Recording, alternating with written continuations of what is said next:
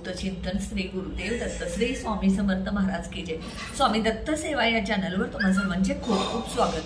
तुम्हा सर्वांचं आरोग्य उत्तमाचं राहू दे, राहिलेलं आयुष्य आरोग्यदायी जाऊ दे, तुम्हा सगळ्यांना दीर्घायुष्य मिळू दे अशी मी स्वामी चरणी प्रार्थना करते आणि माझ्या व्हिडिओला सुरुवात करते। बघा, आज आहे दुर्गाष्टमी, म्हणजे नवरात्रामध्ये येणारी जी दुर्गाष्टमी असते तिला महादुर्गाष्टमी म्हणून ओळखलं जातं। कारण ही वर्ष महिन्याला दुर्गाष्टमी असते, पण महादुर्गाष्टमी म्हणजे नवरात्री दुर्गाष्टमी आहे ती फक्त वर्षातून एकदा। आणि ही आजची दुर्गाष्टमी आहे, ही आज झाल्यानंतर वर्षभर आपल्याला तिची वाट बघावी लागते। आणि आज दुर्गाष्टमीला जे कोणी हे उपाय मी सांगितलेले करेल त्याच्या आयुष्यातल्या अडचणी, दुःख, संकट, नजरबाधा, करणीबाधा, जादूटोना जे काय घरात वाईट आहे त्याचा वध होईल आणि तुमच्या घरामध्ये सुख, शांती, अखंड स्थिर लक्ष्मी प्राप्ती, घरामध्ये सदैव सकारात्मकता हे सगळं मिळेल। म्हणून काही गोष्टी आज करायचे। बघा, पूर्वी कसं असायचं, देवीला मनुष्याचा बळी दिला जायचा, पण काही कालांतराने कायद्यानं त्यावरती बंदी आणली। त्यानंतर प्राण्यांचा बळी द्यायला सुरू झाली, पण प्राण्यांचा बळी आजही दिला जातो हे चुकीचं आहे। खरंच अगदी मनापासून मी सांगते, मी पूर्वी खूप नॉनव्हेज खायची, मला खूप आवडायचं सुद्धा, पण मी ज्यावेळेला स्वामींनी मला जोडून घेतलं त्यावेळेला मी दररोज स्वामींच्याकडे एकच प्रार्थना करायची, स्वामी समर्थ महाराज मला ह्या नॉनव्हेज पासून अलिप्त करा, माझं नॉनव्हेज पूर्ण बंद करा।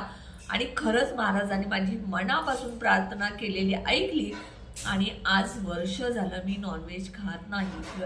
आणि माझी मुलगी जी आहे ती आता इंजिनिअरिंग झाली, तिनंही 1 वर्ष झालं नॉनव्हेज बंद केले, तीही आता सध्या सेवेमध्ये।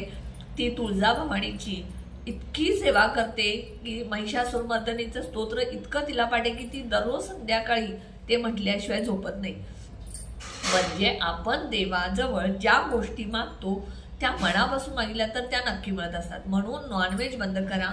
कारण कसं होतं बघा, आज आपण नॉनव्हेज खाल्लं, 5 मिनिटाचा मोह, जिभेचे चोचले आपण पूर्ण करतो आणि 5 मिनिटानं आपण विसरून जातो आणि त्याचा परिणाम आपल्या शरीरावर होत असतो। त्यामुळे नॉनव्हेज शक्यतो बंद करा। आता आज आपल्याला एक वस्तूचा बळी द्यायचा आहे, प्राण्यांचा नाही, माणसाचा नाही, तर एक कोहळा किंवा जायफळचा बळी द्यायचा आहे। तो कसा द्यायचा ह्याची मी माहिती सांगणार आहे। त्याआधी आज दुर्गाष्टमी आहे, महादुर्गाष्टमी आहे। आज अशा काही सेवा करायच्या, जास्तीत जास्त सेवा आज करायच्या। कोणत्या? तर सगळ्यात पहिल्यांदा तुम्ही हा व्हिडिओ बघितल्यानंतर कुंकुमार्जन करायचंय। कुंकुमार्जन करत असताना तुम्ही लक्ष्मीची मूर्ती असेल, हे कवडी असेल, लक्ष्मीची पावलं असतील, श्रीयंत्र असेल, ह्यावरती तुम्ही कुंकुमार्जन करायचं। हे कुंकुमार्जन करत असताना तुम्ही श्री सुक्त म्हणा, 1 वेळ, 3 वेळ, 5 वेळ, 7 वेळ, 11 वेळा, 21 वेळा सामूहिक करा, एकटे करा। त्यानंतर ललित स्तोत्र म्हणत केला तरी चालेल, महालक्ष्मी अष्टकं म्हणत केला तरी चालेल, पण कुंकुमार्जन जर तुम्ही आज केला तर दुर्गाष्टमी जे वर्षभर तुम्ही हे जे करणार नाही ते आज केला तर त्याचं फळ दुर्गाष्टमीला तुम्हाला मिळेल।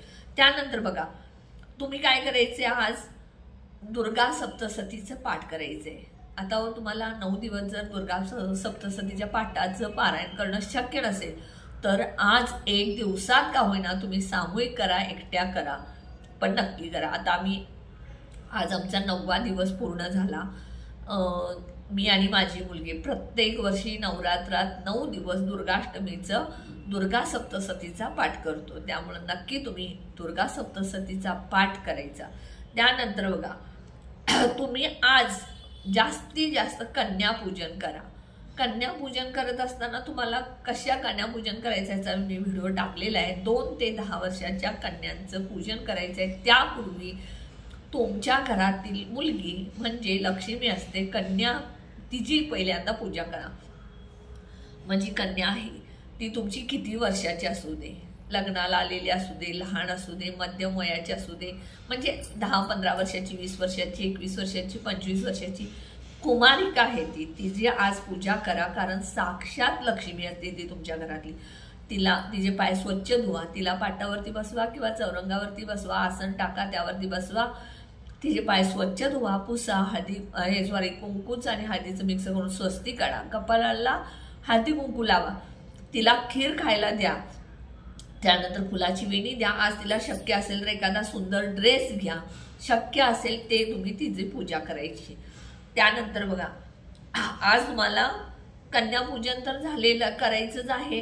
तुमच्या घरात कुठल्याही पुरुष येऊ दे स्त्री येऊ दे त्याचा आदर करा, त्यांना खायला द्या, खीर द्या, गोड काहीतरी द्या किंवा कबर चहा किंवा मसाले दूध द्या. घरात येणाऱ्या सवासणीला हळदी कुंकू, हिरव्या बांगड्या नक्की तुम्ही द्या. ओटी शक्य असेल तर ओटी भरा. त्यानंतर बघा, आज काहीही झालं तर तुमच्या घरातल्या देवीची ओटी तुम्हाला भरायलाच पाहिजे. तुम्ही मंदिरात जाऊन ओटी भराच, तो प्रश्न नाही, पण घरातल्या देवीची जर तुम्हाला 1001% ओटी भरलीच पाहिजे. मग सगळी ओटी तुम्हाला भरणं शक्य नसेल तर एक हिरवं ब्लाऊज पीस आणा, 20-25 रुपयेचा आणा किंवा 100 रुपयेचा आणा, जे तुम्ही यूज कराल. 20 रुपयेचं आणलं तर तुम्ही वस्त्र म्हणून करू शकता, 100 रुपयेचं आणला तर तुम्ही स्वतः शिवून घालू शकता. एक ब्लाऊज पीस, त्यानंतर एक नारळ, श्रीफळ पाण्याचं असावं, तांदूळ असावेत, फुलाची वेणी आणि थोडीशी साखर, एवढं जरी तुम्ही केला तरी चालेल. मी ओटीचं साहित्य जे आहे ते 11 अलंकारित सांगितलं, ते मंदिरामध्ये करू शकता, पण घरात एवढी ओटी जरी भरला तरी चालेल. ओटी भरलेल्यातलं ब्लाऊज पीस तुम्ही वस्त्र म्हणून किंवा स्वतः शिवून घेतला तर चालेल. नारळ जो आहे तो तुम्ही फोडून प्रसाद केला तरी चालेल. तांदूळ आहे ते भातामध्ये, साखर आहे ती चहामध्ये किंवा दुधामध्ये वापरा. हे साहित्य तुम्ही उद्या आपल्या घरामध्ये वापरू शकता. त्यानंतर बघा, हवन कसं करायचं त्याचा मी सेपरेट व्हिडिओ केलाय, पण आज हवन सुद्धा तुम्हाला करायचंय. आता आज कोणती वस्तूचा बळी तुम्हाला द्यायचंय? बळी देणे म्हणजे कापणे. पूर्वी बघा, माणसाचा बळी देत असताना तिचे हळद कुंकू काय असेल ती पूजा करून त्याचा बळी दिला जायचा. प्राण्यांचा सुद्धा आज बऱ्याच ठिकाणी बळी दिला जातो. मला माहिती आहे, माझ्या घराच्या जवळ माझ्या आईच्या तिकडे माहेरी म्हणजे माझ्या आजोळी ताईबाईचं मंदिर आहे. तिथे आषाढ महिन्यात इतकी लोक कोंबड्याचा, बकऱ्याचा, बोकडाचा बळी देत असतात. ते मी बघते आणि ते चुकीचं आहे मला माहिती असून मी विरोध करू शकत नाही. कारण आपण एकट्यानं विरोध केला तर 100 लोकांना पटेल असं नसतं. त्यामुळे विरोध करणं सोडून देऊन शांतपणाने स्वामींना प्रार्थना करणे, ह्यांना ह्या गोष्टीपासून लांब करा, एवढंच आपण करू शकतो. आता हे बळी देत असताना पहिला तुम्हाला काय करायचंय, जे कोहळा किंवा जायफळ ह्याचा बळी द्यायचा. आपण प्राण्यांचा बळी अजिबात द्यायचा नाही, कोहळा किंवा जायफळचा बळी द्यायचा म्हणजे कापायचा. आता काय करायचं, हवन जिथं तुम्ही करता त्या ठिकाणी तुम्हाला हे हवन झाल्यानंतर करायचंय. हवन कसं करायचं याचा व्हिडिओ सेपरेट मी केलेला आहे, तो बघा. आता हवनच्या समोर हवन झाल्यानंतर एक कोहळा घ्यायचा, स्वच्छ धुवायचा, पुसायचा, त्याला हळद कुंकू, अखंड अक्षदा टाकायचे, एक फूल घालायचं, धूप दीप ओवाळायचं आणि मग ते मधून कापायचं आणि त्यातलं अर्ध कापलेलं हवनमध्ये टाकायचं. अर्ध उरलेलं तुम्ही जिथे मंदिरात हवन केलेलं आहे तिथं नेऊन तुम्ही टाकला, ते अर्पण केला तरी चालेल. जेवढं तुम्ही आज हा उपाय कराल, कोहळा कापाल. कोहळा हा काय करतो, त्या आपल्यातली नकारात्मकता तो त्याच्यावरती घेत असतो. बघा, आमोशाला वगैरे आपण घराच्या मुख्य दरवाज्याच्या बाहेर कोहळा बांधत असतो. तर आज हा कोहळा कापल्यानंतर, त्याचा बळी दिल्यानंतर आपल्या घरातल्या अडचणी आहेत, दुःख, दोष, संकट, करणीबाधा, बाहेरून येणारे लोकांची आपल्यावरची वाईट नजर, जे जे काय वाईट आहे त्याचा वध त्या कवाळाबरोबर केला जातो, कोहळ्याबरोबर, आणि आपल्याला आशीर्वाद मिळत असतो. दुर्गा माता आपल्याला हे सगळं भरभरून देत असते, चांगल्या गोष्टी. कारण वध केल्यानंतर, कोहळ्याचा बळी दिल्यानंतर, जसं महिषासूर मर्दिनीनं राक्षसाचा वध करून हे केलं, तसं आपण कोहळ्यामार्फत आपल्या वाईट शक्तींचा वध करायचा आहे आणि आपल्या घरामध्ये सुख, शांती, समाधान असं सगळं मिळवायचंय. नक्की हा उपाय तुम्ही करा. माझा व्हिडिओ शेअर करा. त्यामुळं काय होईल, ज्या कोणाला माहीत नाही कोहळ्याचा उपाय तो ते नक्की करतील आणि त्यामुळं त्यांच्या आयुष्यातल्या अडचणी, दुःख असेल, संकट असेल, ते सगळं दूर होईल. जेवढ्या जास्ती शेअर कराल तेवढी लोक उपाय करतील आणि तेवढा तुम्हाला आशीर्वाद मिळेल. नक्की शेअर करा, व्हिडिओला लाईक करा, ऑल बटनला क्लिक करा. त्यामुळे माझे छोटे छोटे उपाय सेवा तोडगे करतील. आणि जे कोणी माझा व्हिडिओ नवीन बघत असतील त्यांनी प्लीज माझ्या व्हिडिओला सबस्क्राईब करा. अजून एक जाता जाता सांगते, कुणाचाही व्हिडिओ असू दे, प्लीज सबस्क्राईब करत जा, कारण व्हिडिओ बनवणाऱ्यांना खूप मेहनतीनं व्हिडिओ बनवलेला असतो. तुम्ही फक्त बघून सबस्क्राईब करायला काहीच प्रॉब्लेम नाही. सहज तुम्ही सबस्क्राईब करू शकता. सबस्क्राईबवर बटनवर क्लिक केल्यानंतर ऑल बटनचं क्लिक येईल, त्यानंतर घंटीच्या ऑल बटनवरती क्लिक करा. त्यामुळे तुम्हाला सगळ्यांचे सगळे व्हिडिओ बघायला मिळतील, त्यामुळे ज्ञान वाढेल, त्यामुळे माहिती मिळेल. नक्की तुम्ही सबस्क्राईब करा.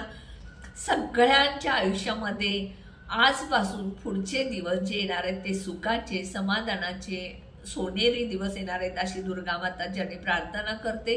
आणि तुमच्या आयुष्यातले जे दुःख, संकट ज्या काय आहेत त्याचा वध दुर्गा देवीने केला अशी प्रार्थना करते. श्री स्वामी समर्थ.